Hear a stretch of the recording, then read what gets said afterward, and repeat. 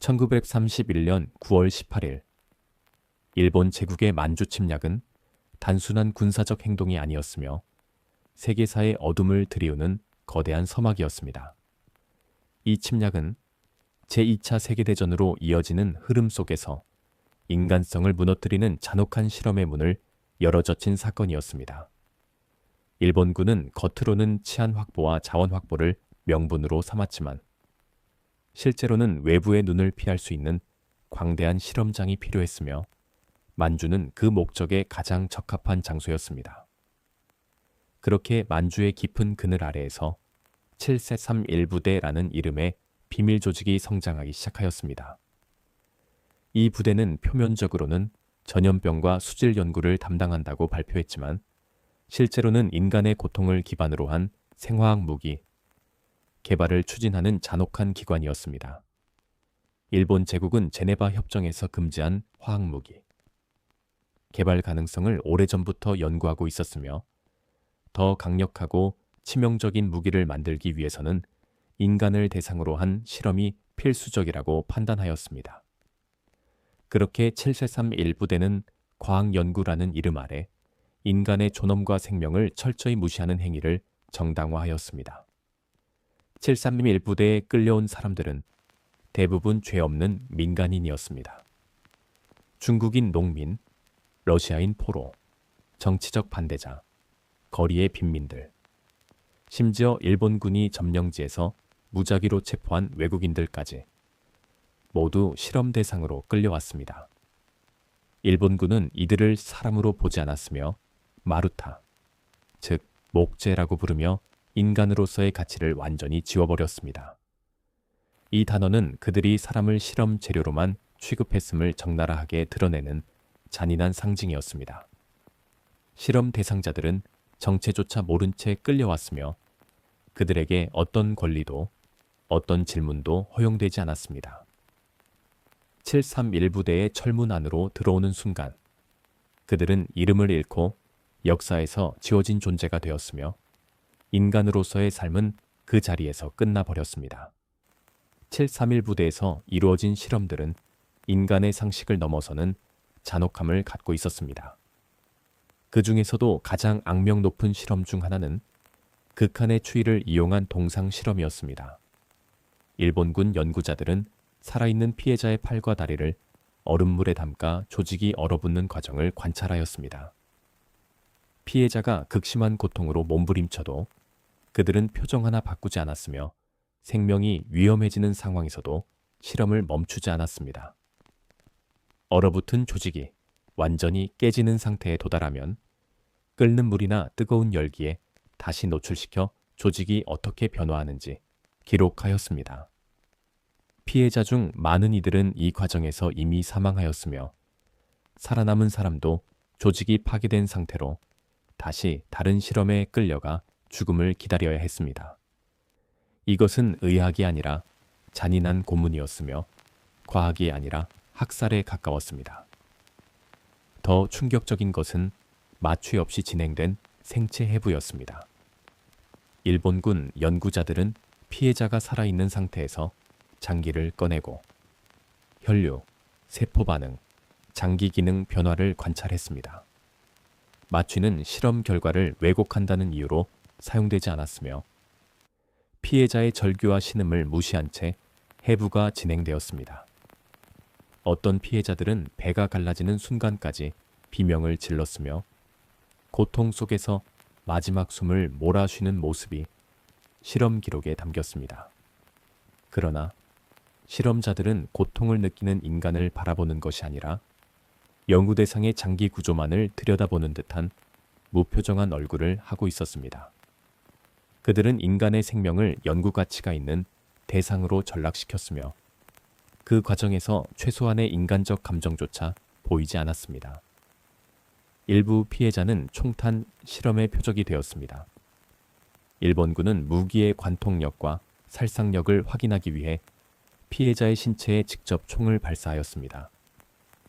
탄환이 뼈를 어떻게 파괴하는지, 어떤 속도로 신체를 관통하는지, 어느 정도 거리에서 즉사하는지 등을 기록하며 마치 사격 훈련하듯 사람을 쏘아 죽였습니다. 피해자들은 도망칠 곳도 숨을 곳도 없었으며 그들은 단순히 무기 성능을 시험하는 표적일 뿐이었습니다.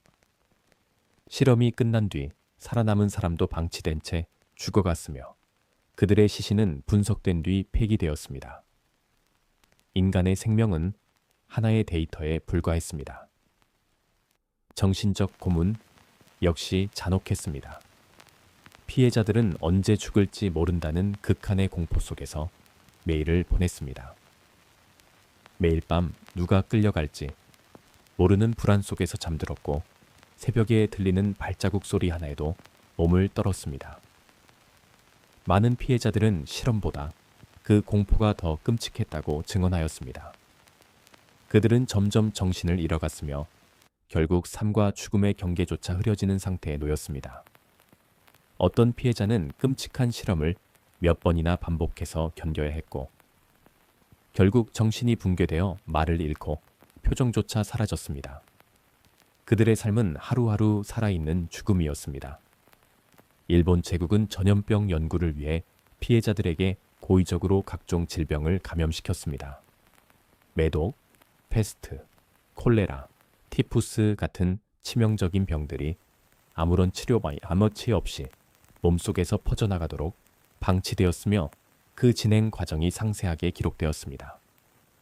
감염된 피해자들은 고열과 통증, 피부 괴사, 신체 붕괴를 겪으며 죽음을 향해 천천히 끌려갔습니다.